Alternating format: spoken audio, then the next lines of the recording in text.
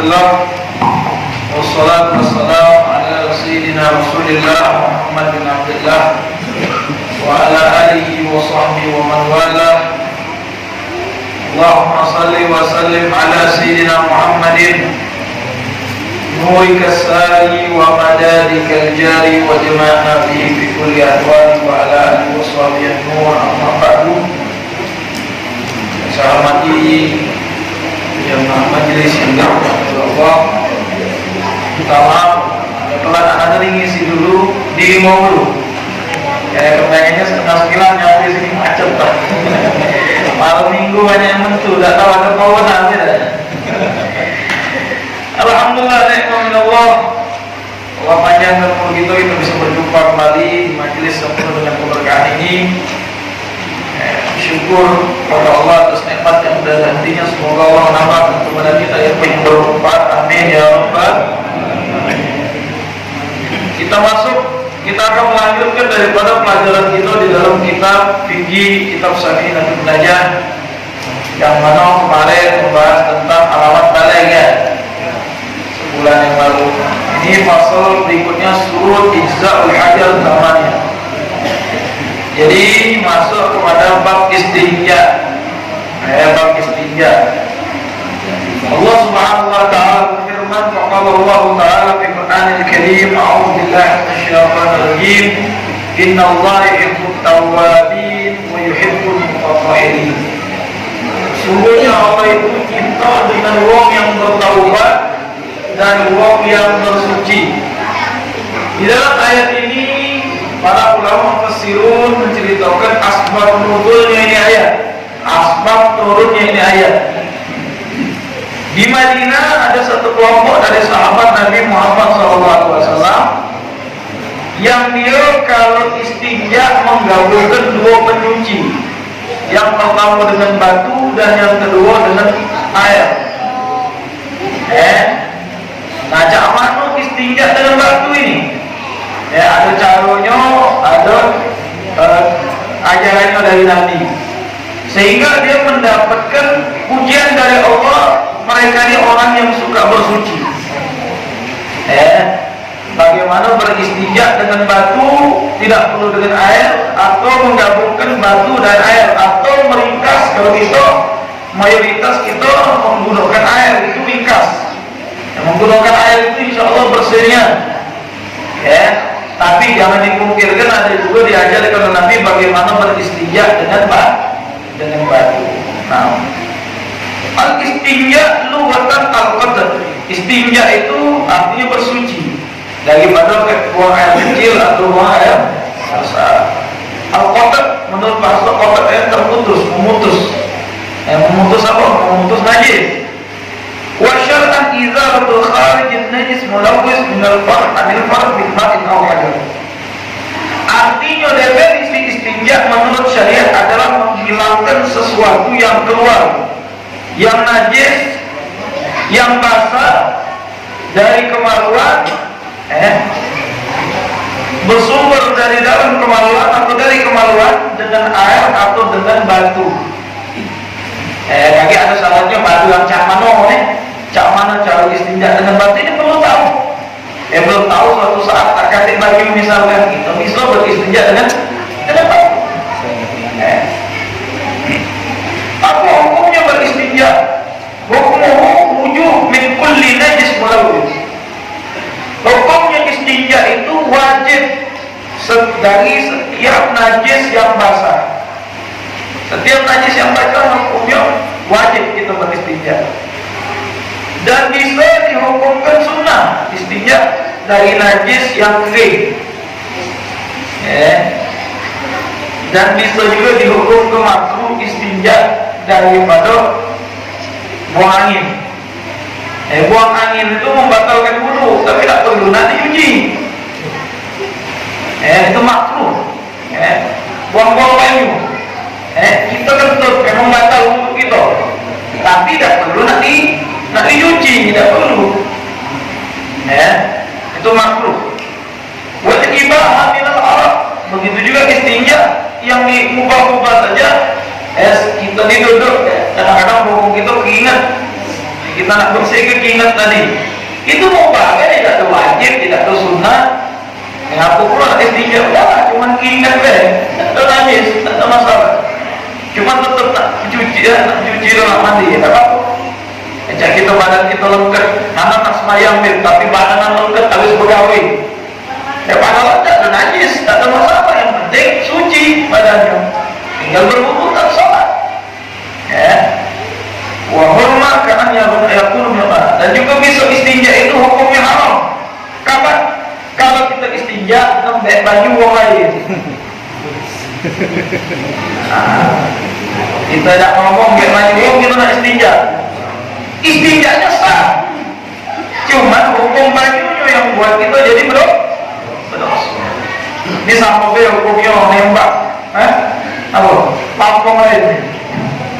Kalau kita masuk mungkin tidak terjadi lagi. Alhamdulillah Indonesia banyak lah. Banyak kita buat sumur ya kan. Kita bisa macam-macam dalam sekarang. Itu hukumnya haram kalau kita memakai baju punya orang lain untuk beristinja. Kata-kata hukumnya. Bagaimana cara beristinja? Boleh menggabungkan antara air dan batu.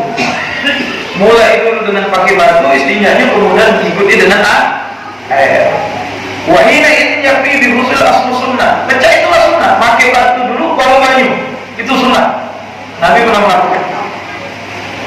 Ulu jamit kalau najis. Walaupun pakai batu tadi yang keras, walaupun itu batu najis, pernah terkena najis.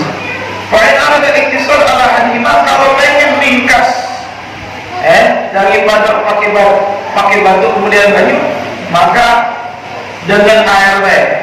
Kalau kita ringkas, itu yang kita amalkan sehari-hari dengan baju baik, kita istinja. Itu paling ringkas dan itu afdal. Tapi jangan dinafikan bisa istinja dengan batu. Kita belajar di mana caranya batunya yang mana. Oke. Li'annahu yudhilul air wa athar. Dengan baju itu ngilang ke bentuknya najis dan sisa-sisanya. Kalau batu itu dia ngilang ke bentuknya najis, cuma sisanya masih ada. Kalau dengan batu. Kalau dengan baju sisanya pun hilang. Kalau kita istinja dengan baju. Masuk lempang yang jelas campur-campur. Nah, kemudian li'anna yudhilul air wa athar walau bada'an bil ma'. Kalau kita istinja duluan pakai baju, udah nggak usah pakai batu lagi. Kalau sudah selesai. Tapi kalau kita nak ngamal ke sunnah, batu dulu baru banyu. Jadi kalau nak ngamal ke sunnah, batu dulu baru banyu. Kalau kita nak pengen ringkas dengan baju. Tapi kalau kita pakai baju dulu istinja, baru pakai batu itu tidak sunnah lagi. Itu sudah pakai baju udah bersih, apalagi nak pakai batu. Nah ini ngapa perlu dipelajari biar kita tahu bisa juga istinja pakai batu. Macam ini gitu kan, jelaskan ya. Jadi surut ijza al-hajar. Bagaimana syarat kita kalau nak istinja pakai batu? Ada 8 syarat. Batu ini ada syaratnya juga. Batu yang cakap boleh kita untuk istinja, bukan sembarangan batu. Yang pertama kullu jamid. Batunya itu padat. Tahir. Batunya itu suci. Tak pernah terkena najis atau bukan dari benda yang najis. Qalib, bisa mengangkat najis. Batu yang bisa mengangkat najis itu agak ada kasarnya. Kalau pecah, kalau ini tidak baca bikin, tidak baca mengangkat najis. Jadi harus qalib, bisa mengangkat najis. Artinya agak ada kasarnya untuk mengangkat najis. Ada caranya. Kalau bukan dari batu yang dihormati. Siapa batu dihormati? Hajar Aswad. Alhamdulillah. Batu yang dihormati ada dianggap itu roti itu kan dimakan. Nah roti ini kalau lama-lama dia ada roti jenis roti yang kalau dia lama kekas tak batu. Nah itu kan sesuatu yang dihormati, bisa dimakan roti tadi. Tidak boleh untuk kita pakai istinja karena terhormat roti tadi. Dan jarang kita kata roti itu di Indonesia kayaknya.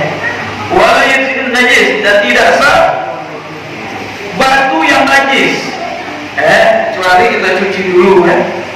Cuci dulu baru kita gunakan lagi. Ya. Nah, syarat beristinja dengan batu ada 8. Sebelum menggunakan air, disunahkan menggunakan batu ini sebelum menggunakan air.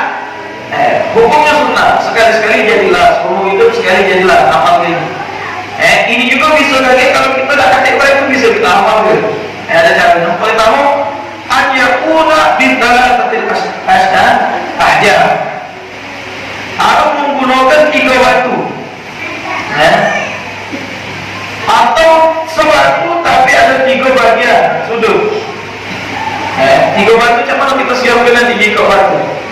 Batu yang macam mana tu? Intinya bukan yang cekal ini, bukan yang licin batu yang agak kasar. Apakah itu batu bata? Apakah itu batu bekas semen? Nomping batu. Kalau batu keikil itu biasanya licin lah aja itu. Atau batu apa ni? Batu marmer aja. Harus 3 batu. 3 batu ini digunakan kali 3 kali. Pertama angkat najisnya, kedua membersihkannya, ketiga. Agak cara membersihkannya kita ajar ini bersama cara. Jangan sembarang lecet memang. Ada caranya. Ada caranya diajarkan dalam Islam. Kalau itu jadi harus 3 batu atau 1 batu yang memiliki 3 sisi. Misalkan batu ini besar, ada 4 sisi petak misalkan, atau 3 sisi bagi kita. Jadi siko 2, 3. Jadi 3 batu atau 1 batu memiliki 3 sisi, 3 boleh. Tidak boleh kurang dari 3 batu. Tidak boleh. Walau masalah salah satu bihajar kalau tidak tahu masa sih hanya kita biwahid hajar wahid. Nanti hanya sir syirk pada kulit. Atau 1 batu cuma ada 1 sisi, cuma setiap dia buang najasa dia cuci lagi. Dia cuci lagi. Dan cuci pakainya lagi, itu juga boleh. Tetap mendapatkan sunnah. Ini baru puji dengan aku yang tak belajar ini biar kita tahu ada cara dengan batu. Nah, yang pertama saya harus dengan 3 batu atau 1 batu yang memiliki 3 sisi. Intinya 3 kali 3 batu atau 1 batu memiliki 3 sisi. Dan yang kedua syarat anjungkil mahal. Anjungkil mahal maksudnya bisa mengangkat najis. Anjungkil mahal. Apa itu mahal? Tempat kemauan kita yang nanti istinja. Jadi ini Pak, mahal ini ada jelas ke hukum. Misalkan ini batu, ada kita contoh salah. Salah itu salah.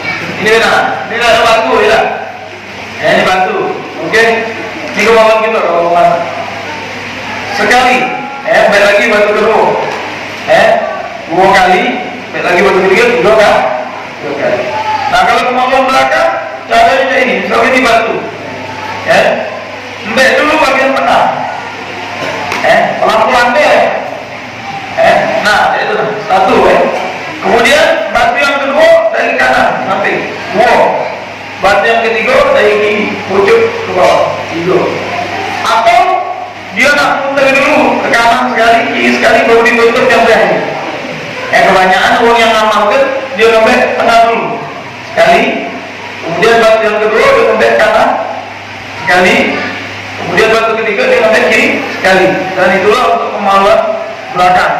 Kalau dia mau hajat besar.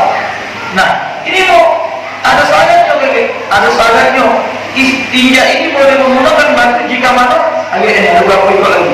Yang bernama yunkil mahal. Jadi bisa mengangkat kotoran dari kemaluan tersebut.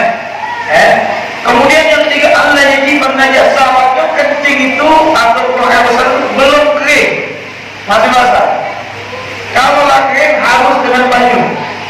Baik, kamu kencing lagi harus dengan baju. Lagi basah itu ada zatnya, bisa kita angkat dengan baju. Syarat yang ketiga harus belum kering. Yang keempat Allah yang takir belum pindah. Masih di tempatnya. Kalau dia sudah meleleh ke bawah, tak pakai batu lagi, pakai baju. Misalkan kencing sudah meleleh ke bawah, harus pakai baju. Kalau masih di tempatnya lah, boleh pakai baju. Jelas ini. Nah ini syaratnya yang keberapa? Yang keempat. Nah,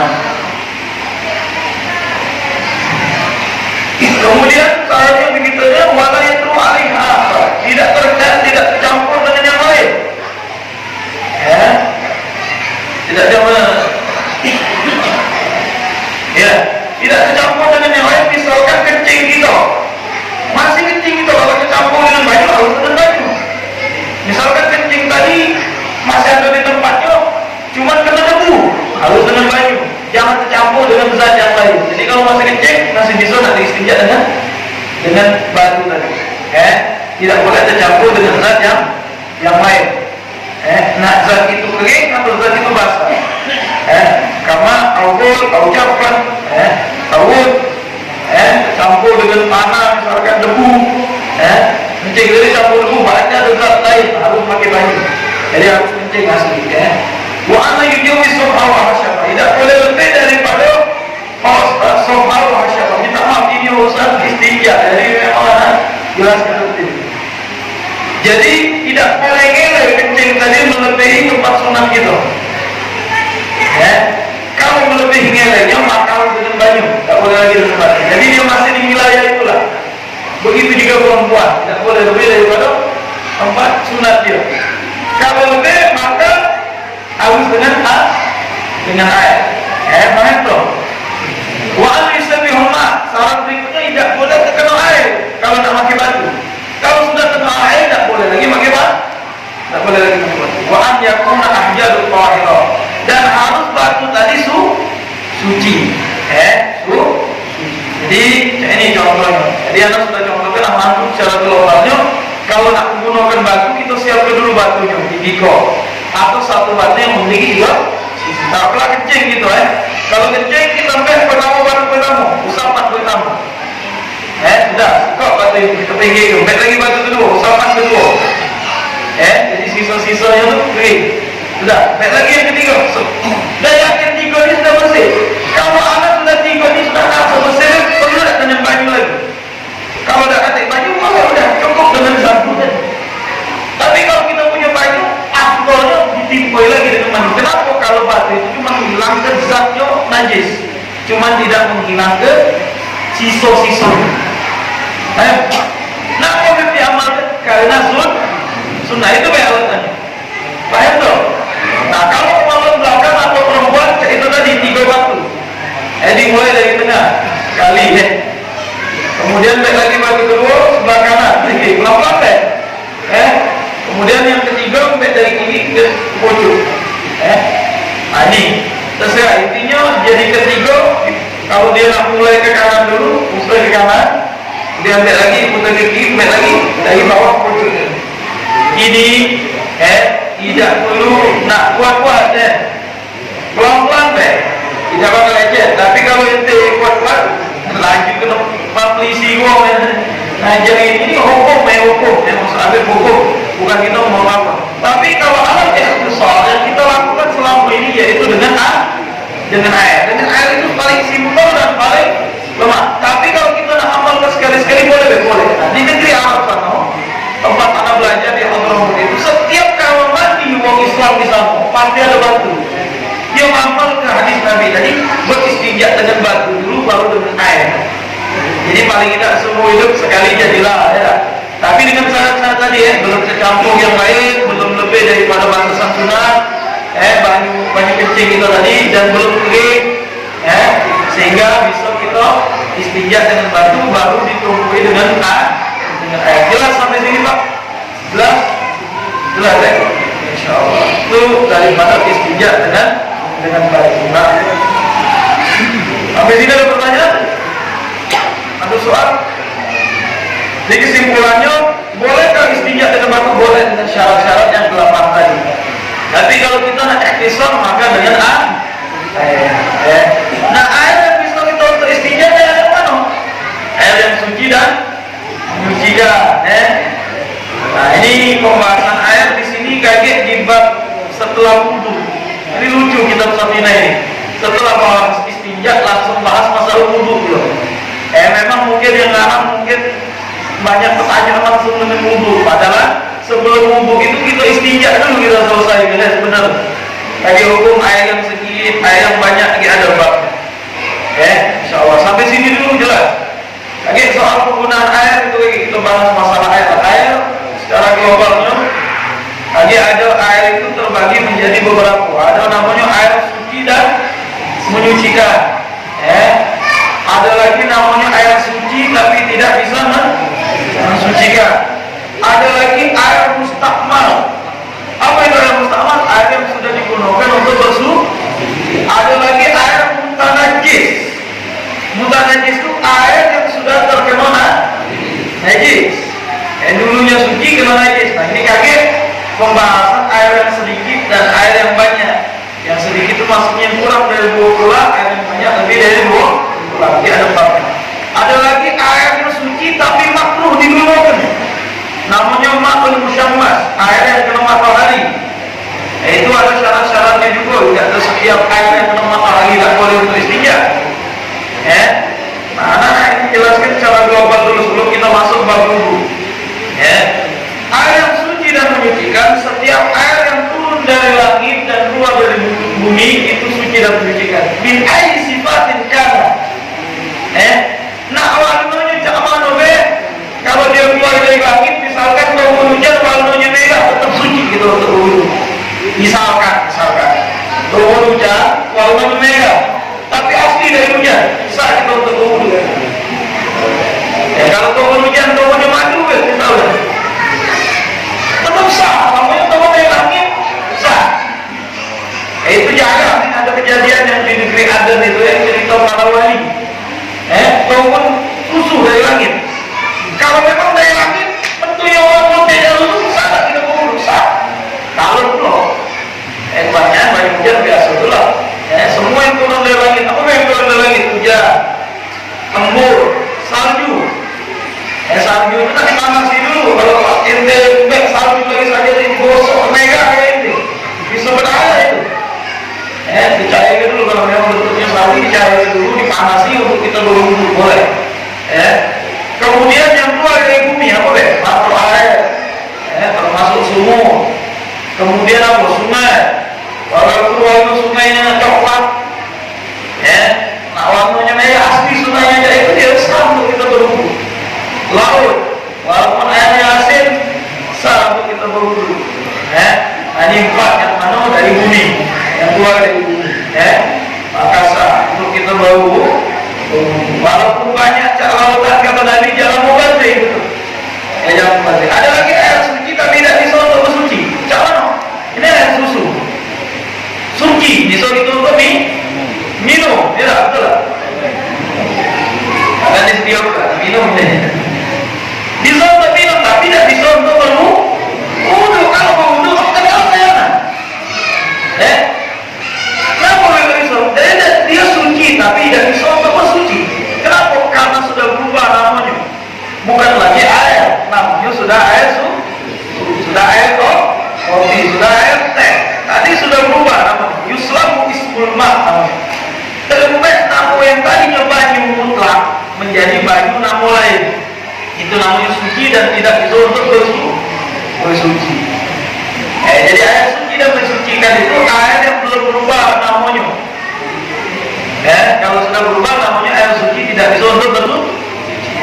Dan jangan air ledem itu, air ledem itu, air suci dan menyucikan. Kapur dia dari banyu sungai kan, disedot kok, disaring kok, oke ditambah terporin dia kok, kalau yang tinggi kok, waktu keluar dari ledem apa dia ngomong? Oh banyu itu, oh itu air putih, air ini yang buat air sana banyu, air mutlak itu.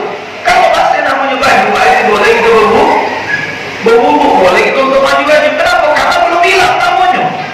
Walaupun sudah dicampur untuk pemutihnya apa diuramoriskan sekarang dia, tapi itu namanya banyu masih. Belum berubah namanya menjadi nama lain. Kalau saya ini belum berubah namanya ada air mustakmal. Apa itu air mustakmal? Air yang sudah kita gunakan untuk bersuci. Kita mandi wajib, bukan mandi biasa mandi biasa. Ya udah mandi wajib. Berarti kita makan adat dari dulu itu. Mandi wajib ini yang sudah kita siap kepada kita, netes dari tubuh kita itu mustakmal.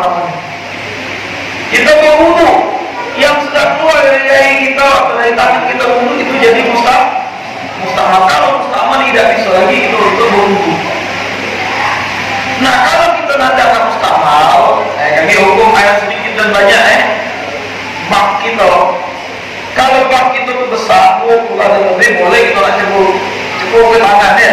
Tapi kalau bak kita itu kecil, tidak sampai 2 bulan.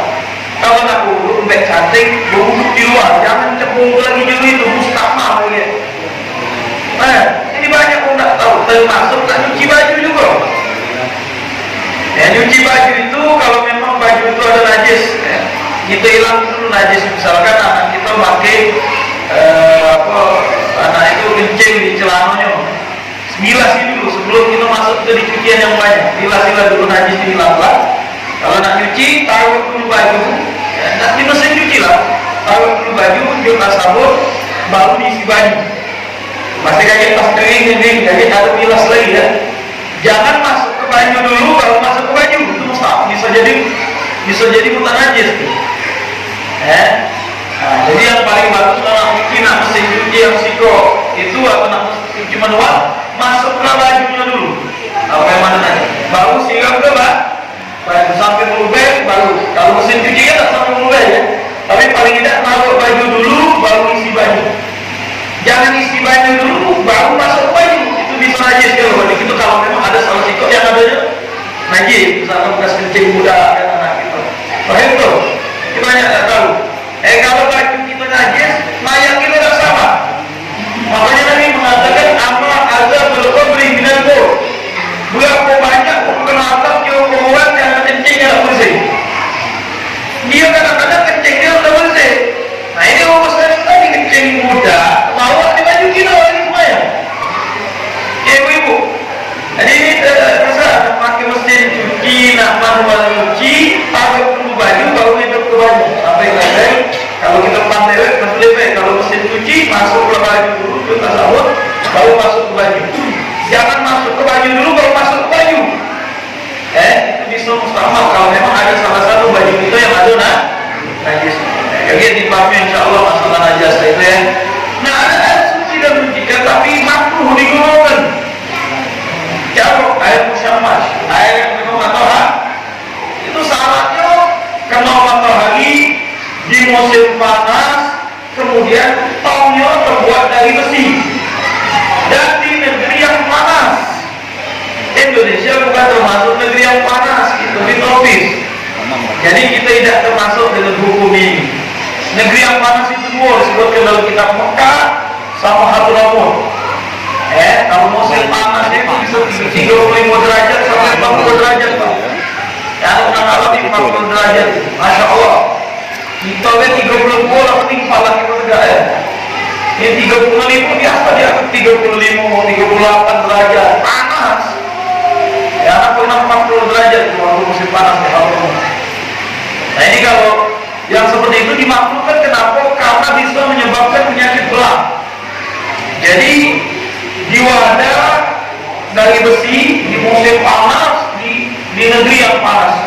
Jadi besi itu bisa keluar molekulnya di air itu.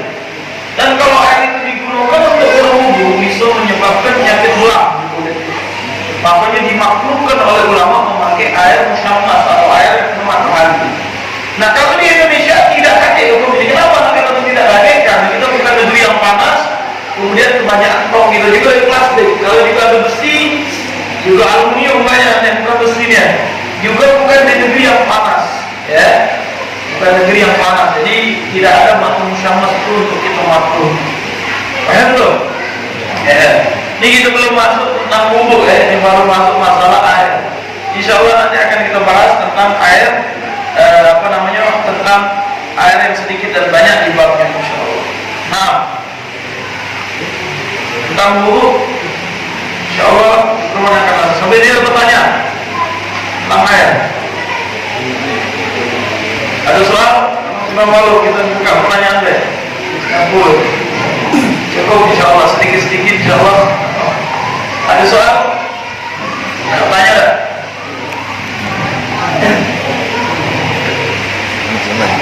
Tanya tak? Apa kok? Assalamualaikum warahmatullahi wabarakatuh. Waalaikumsalam. Nanti.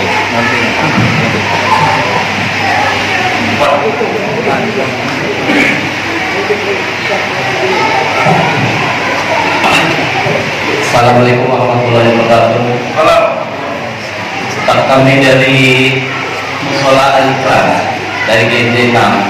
Kami ini kan ada air sungai, tapi dia tuh dibikin waduk itu kan. Nah, jadi musola tuh air wudhunya ambil di situ, ambil di air sungai waduk. Wah, itu sah tuh kan? Ngalir nggak? Bukan ngalir, dia tuh di kolom tapi ada mata airnya gitu. Dan langsung airnya. Itu Nggak usah. saya Banyak banyak.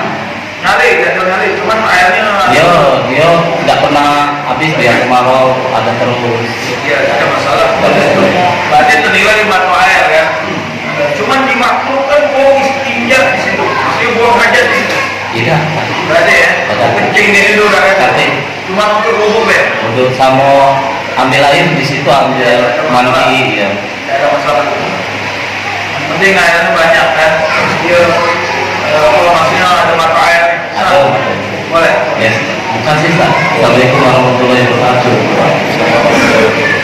Tapi perlu diperhatikan kalau ada air yang terkenal, kalau kita ngomong apa namanya bahasa gitu ya, atau itu hasil jangan kita mencek di situ, karena mungkin mau gunakan untuk mandi atau untuk wudhu ya, sehingga kita takut ada bau. Padahal airnya banyak sebenarnya bisa. Kalau sucinya jelas suci itu air. Ya, cuma takutnya lagi mungkin anak gunakan juga kasihan. Dimaklumkan oleh sebagian ulama kalau kita buang aja di situ. Karena air itu terkenal dan untuk mandi atau berwudu. Yang lain tuh, apa itu tambahan? Kalau ada soalan yang lain, berkaitannya. Assalamualaikum warahmatullahi wabarakatuh. Waalaikumsalam. Izin bertanya, Adin, kita ini kan di kota, Adin. Apalagi kita waktu kita pergi ke mall. Mall itu setahu aku di Palembang ini sudah ada mall yang boro-boro batu, Adin. Air pun tidak ada. Boro-boro batu, air pun tidak ada. Adanya tisu. Jadi waktu kita mau buang air kecil situ tuh, kita boleh buat pakai tisu tuh. Kira-kira hukum istinjaknya gimana tuh? Sebagai ulama menghukumi tisu juga sama seperti batu. Tisu kering kan? Ya. Yang penting saya tadi ada belum kering najisnya, tidak terpindah najisnya dari tempatnya, masih terpindah tuh ngeleh ya, atau pindah ke tempat lain, misalnya kena kaki kita itu terpindah. Kalau terpindah wajib dengan banyu. Tapi kalau masih di situlah boleh itu pakai tisu tadi. Sama seperti hukum batu. Bagian ulama condong tisu pun termasuk hukum batu karena dia mengangkat najis pisau. Bisa mengangkat najis. Jadi kalau darurat kita bisa amal gitu. Darurat kita pakai tisu boleh. Tapi kalau ada air lebih baik sholat al-ma. Kalau ada kata pakai tisu sah. Yang penting dengan syarat tadi. Belum tercampur yang lain, belum berpindah, masih di tempat itulah, dan belum ngelek sampai tempat sunat itu, yang masih di situlah maka boleh dengan tisu. Sah. 3 kali ya. 3 kali kalau dengan tisu sekali ya. Dan lagi tisunya 2 kali, 3 kali. Malah di Singapura kayak gitu, Singapura. Terus lagi orang apa yang pakai tisu kan ya. Kalau kita sudah tahu hukum dengan hajar orang itu pasti tidak ada hukumnya. Paham tuh? Boleh. Ada pertanyaan yang lain? Ada soal yang lain? Ya, silakan. Waalaikumsalam warahmatullahi wabarakatuh.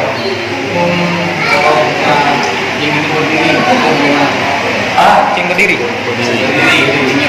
Kencing berdiri. Ya, disunahkan gitu kencing itu kan Nabi duduk. Anak-anak nak bertino. Apalagi tino masih duduk ya Bu ya. Kalau ada tino kencing tegak ketiga juga. Mau anak pun disunahkan kencing duduk sunnah hukumnya. Kenapa? Biar nyelesai ke kencing itu. Kalau ada yang kencing tegak hukumnya makruh. Kenapa dimakruh tuh? Ada beberapa sebab. Yang pertama pasti tidak ada selesainya kencing. Yang kedua takut melicik kencingnya itu di baju kita. Bisa bagi baju kita terkena najis dan bisa menjadikan kita tidak sah sholat gitu. Maka lebih baiklah kencing dulu. Walaupun sebagian tempat banyak kencing tegak. kalau di mall-mall aku ada lagi yang penjual kalau yang kita nak semayang. Kalau tidak kita nak semayang lain cerita lagi kalau juga nak semayang ada bukan selalu anaknya ada ganti sarung. Dah, tidak walaupun hukum itu makruh. Kata Nabi aku pengen jadi rumah tak kena sama dengan kambing kata Rasulullah. Kambing itu cinta. Nanti ada lah umatnya itu. Jadi Nabi mengatakan makruh kalau bisa duduk. Kenapa? Lebih menyelesaikan kencingnya, lebih bersih. Tidak ada kata kuician. Ila darurat. Kencing ila darurat, kencing tegak darurat. Kata tempat lagi di situlah darurat. Itu tidak apa-apa. Tapi kalau misalkan tak darurat, kamu tidak nunggu yang bisa duduk. Jadi kalau tidak darurat tidak dibolehkan, hukumnya makruh. Kalau tetap kencing juga menegak, hukumnya makruh. Terus kalau bisa kencing itu menjauh dari pandanganmu, jauh dari pandanganmu. Ini kencing pinggir jalan tempat lewat, pasti tersinggung.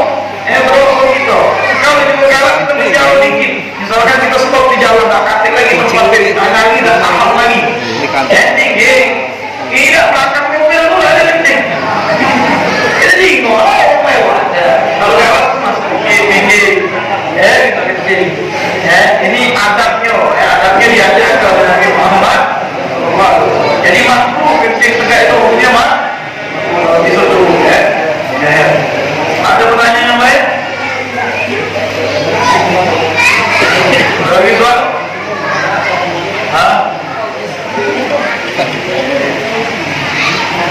Aduh. Assalamualaikum warahmatullahi wabarakatuh. Izin nanya, ini terkait dengan masbuk, masbuk. Ya. Kita kan kalau sudah ketinggalan untuk hitungan masbuk itu, kalau kita masih dapat rukuk dengan imam, berarti kita masih terhitung satu rakaat. Nah, bagaimana kalau kita dari awal itu memang sudah ikut dari imam, jadi mulai dari takbir kita sudah dapat dengan imam, tetapi kita terkadang dapat imam yang gerakannya cepat, dari misalnya dari rukuk dia langsung tidak lagi, karena terutama kita sering temukan kalau tarawih itu kan kita sering, jadi ada imam tuh apalagi kalau jamaah sudah tua, imam sudah sujud, yang si makmum tadi kita sering tertinggal. Jadi apakah itu masih hitungan masbuk atau gimana? Jadi meskipun kita dari awal tapi kita tidak dapat di rukuknya takbir. Demikian. Assalamualaikum warahmatullahi wabarakatuh. Ya.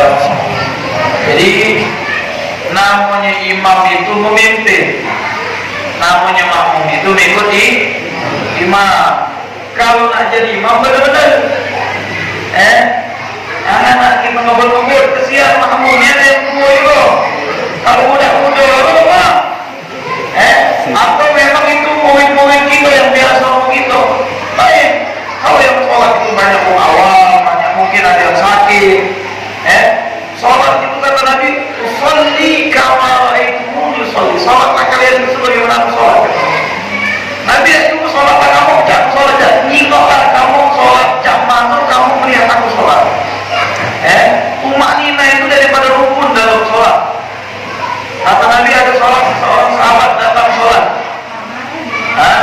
Ngokok sholatnya berarti umat nina. Kata Nabi, "Sholli fa innaka lam tusolli." Sholat lagi kau, kau lumayan. Enggak lagi dia.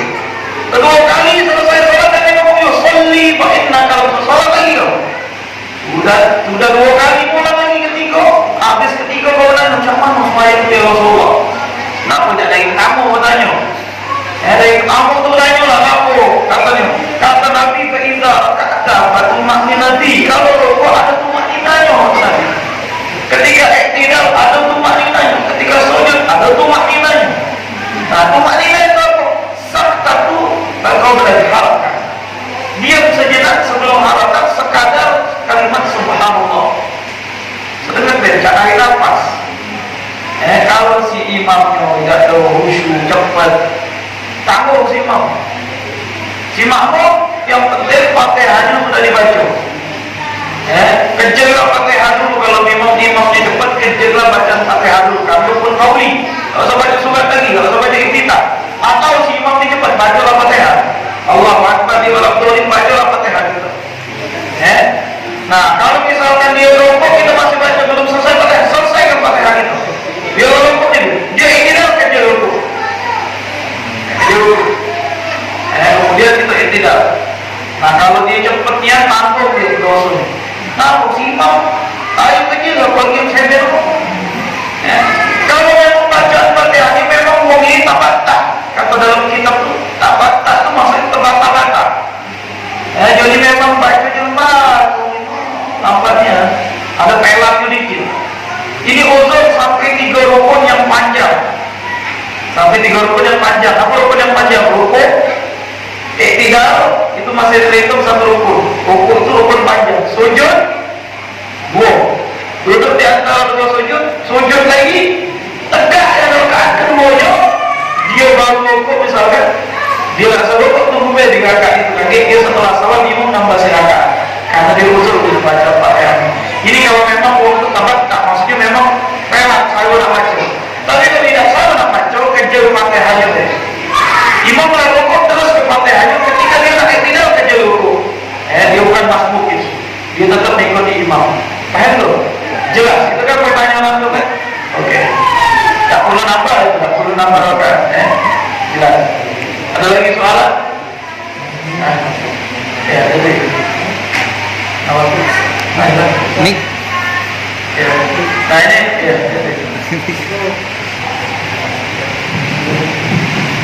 Allah. Ya ini. Bismillahirrahmanirrahim. Yang ditanya ini masalah Abdul Mano dikir sama-sama aku dikir setelah sholat. Karena ada suatu pemahaman kan, yo habis sholat dikir balik atau balik dikir. Nah, Abdul Mano. Ya. Nabi Muhammad SAW bersabda, al-jama'atul rahmah wa furqatul bala.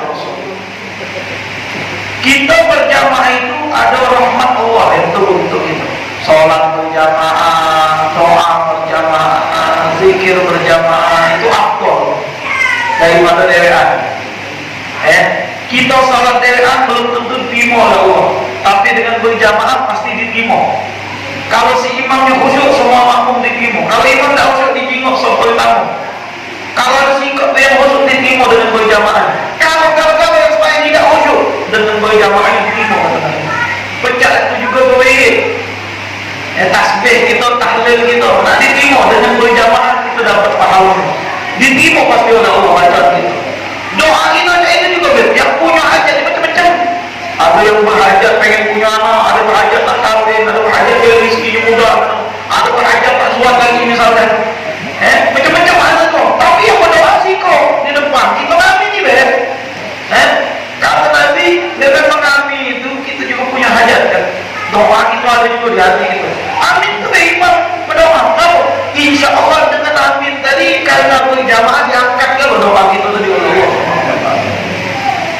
Jadi afdal berjamaah, sholat berjamaah, zikir berjamaah, doa berjamaah, afdal. Kenapa? Karena lebih lagi jabat. Nah terus kita tinggal ada satu tradisi di Palembang ini. Kalau habis Fatihah kan, ada ulama kita wajah dafi al-bala ya Allah, ya kan? Minta jauh bala. Tapi ini namanya sunnah lah, itu sunnah Nabi Muhammad SAW. Anak tu mau kena hadir. Ternyata Nabi pernah juga kalau berdoa tentang bala membalik ke tangan. Tapi pas kalimat bala ya Allah ya dafi al-bala wal waba wal amrad wal asqam itu cuma berlaku di luar sholat, bukan di dalam sholat. Kalau di dalam sholat tak boleh, tetap jadi kalau di dalam sholat. Misalkan doa kunut, kita kan ada kunut nazilah, Allahumma surna muslimin, Allahumma tawal muslimin, Allahumma anal bala wal waba. Misalkan dalam doa kunut, itu tetap jadi, tidak boleh jadi dalam sholat. Kalau di luar sholat boleh. Makanya ulama-ulama kita tidak sembarangan tempat. masalah itu.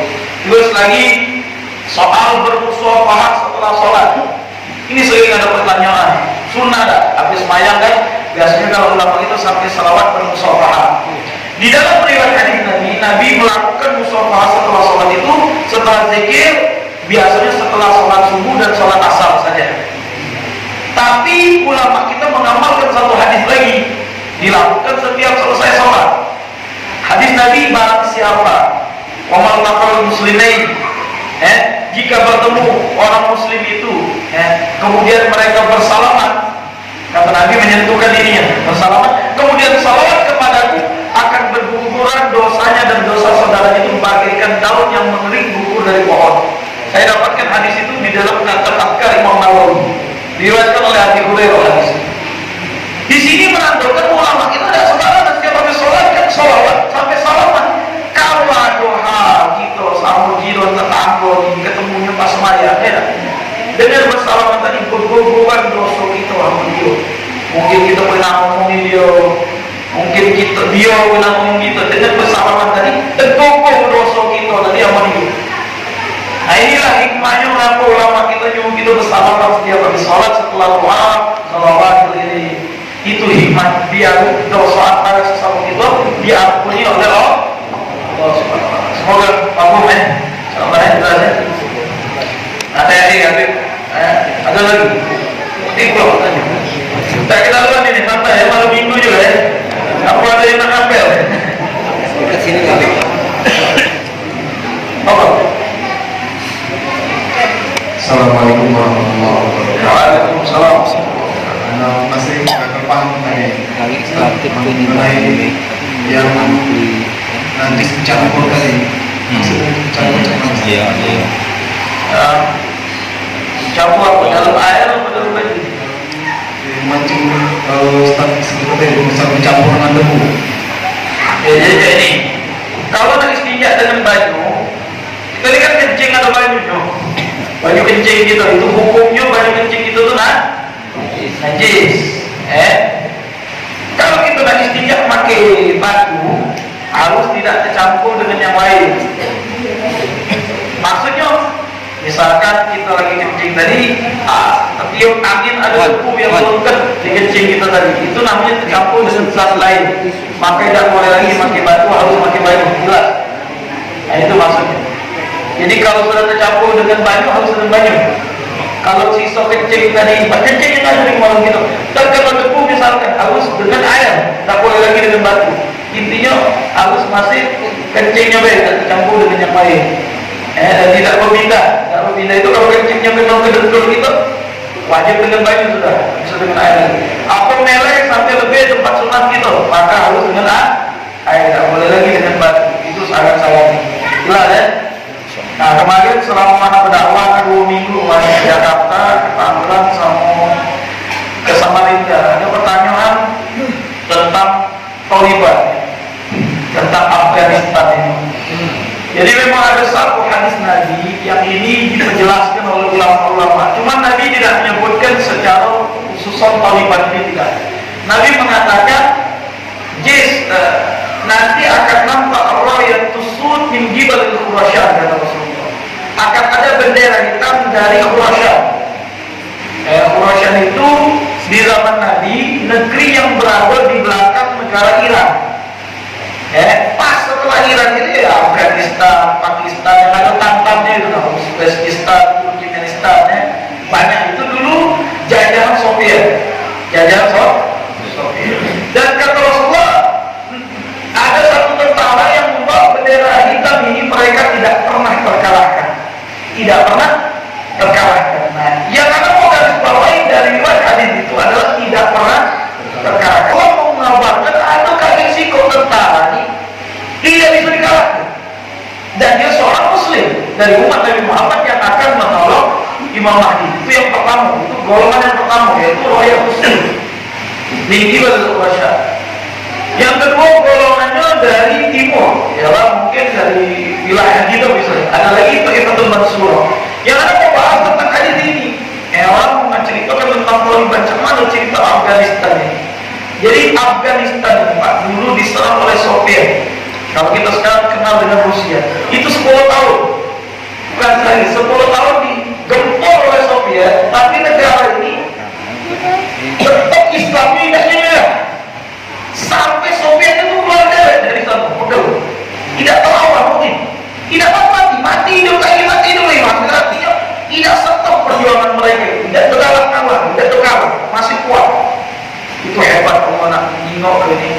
Nah ternyata di Soviet ini, kenapa Afghanistan diperlukan? Afghanistan ini punya zat opium yang zat dasarnya untuk buat seperti untuk doping. Kalau bawa rumah sakit digunakan untuk operasi.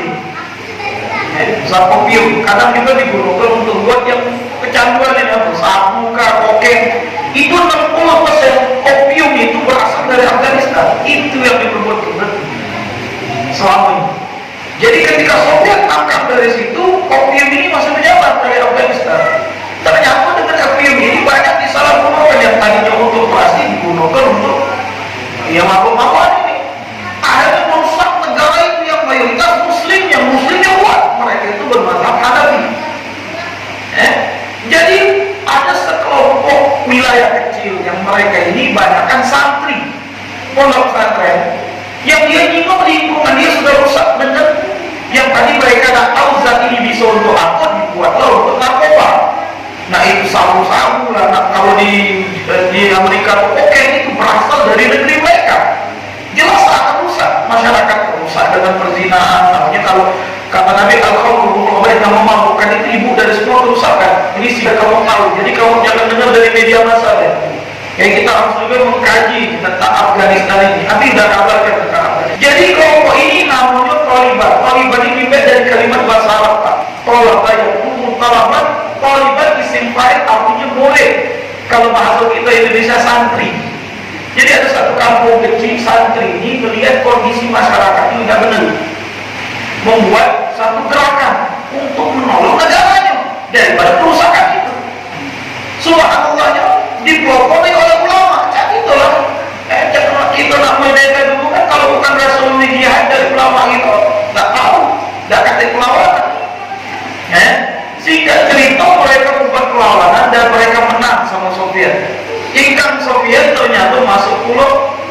Tak lama dari itu mereka ini menguasai Syria dan sempat dia memegang Afghanistan, Taliban ini. Ternyata Osama bin Laden minta perlindungan pada saat itu. Karena saudara Muslim punya duit dia bersama. Ternyata dia dikejar Amerika 20 tahun Amerika dulu. Ribuan triliun sudah US dollar rugi untuk menguasai itu. Ternyata tidak kasih hasil. 20 tahun masih ada makhluk ini. Yang ada garis bawah ini tentara memang tidak terkalahkan. Dan mereka ini dulu kita campur, ada juga paham Wahabi ya tuh. Cuma sekarang sudah banyak belajar dari negeri luar, termasuk Indonesia. Setelah 21 kemarin dia pernah berziarah ke Indonesia, Taliban bertanya sama negeri itu. Hebat, berdiri 7 juta kok, tidak berpegang. Tanya dengan reaktor. Hebat ini Indonesia. Kenapa kalau Wasopia memang ada di negeri kita itu? Coba kalau di Arab sana 7 juta kok udah perang itu. Udah pasti kompor perang itu sudah. Tak mungkin damainya itu. Dipelajari, ternyata tidak ada lain kecuali kepada jalan tasawuf inilah bisa menyelamatkan mereka. Mereka belajar, akhirnya mereka yang tadinya ada sebagian paham di sana sudah mulai berubah sekarang. Mereka sudah condong kepada Ahlus Sunnah, alhamdulillah. Dan mereka buktinya ketika mereka masuk di istana itu mereka membaca Zaja Rasulullah, terakhir dia salawat sama Nabi Muhammad SAW, menandakan dia sudah condong kepada Ahlus Sunnah. Moga baik kemenangan itu kebaikan umat Islam di sana. Jadi kita jangan termakan dengan sikap negara kita itu tergantung, karena negara kita aktif bebas. Indonesia ini tidak kemana-mana. Jadi dia lebih fleksibel. Tapi dalam artian kita sebagai Muslim mendengar saudara kita diberi kemenangan Allah, semoga kemaslahatan untuk negara itu. Amin. Itu saja. Cuma menyampaikan itu karena banyak pertanyaan yang terjadi, baru kita bisa bacakan hadis. Wallahu a'lam bishawab. Ada lagi soal? Sudah. Masih ada lagi. Assalamualaikum warahmatullahi wabarakatuh. Waalaikumsalam. Nanya, Ya, jatuh ini. makmum ini sesudah sholat ini langsung tegak dia tegak langsung ke belakang, entah dia sholat sunnah atau dia duduk baik pindah tempat. Ada cerita mana aman itu kita kembali. Ya Allah, Assalamualaikum warahmatullahi wabarakatuh. kalau semua uang itu lulus, mungkin tidak payah Ustaz lagi ya.